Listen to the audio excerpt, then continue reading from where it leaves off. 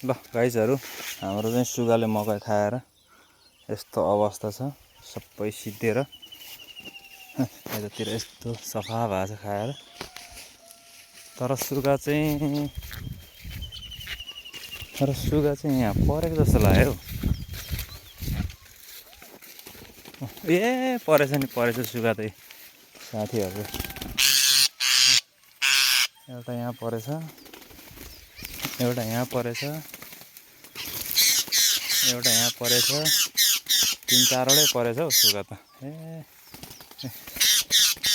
4वटै परेछ अघि बिहान पनि परेको थियो अहिले पनि परेछ हौ सुगा चाहिँ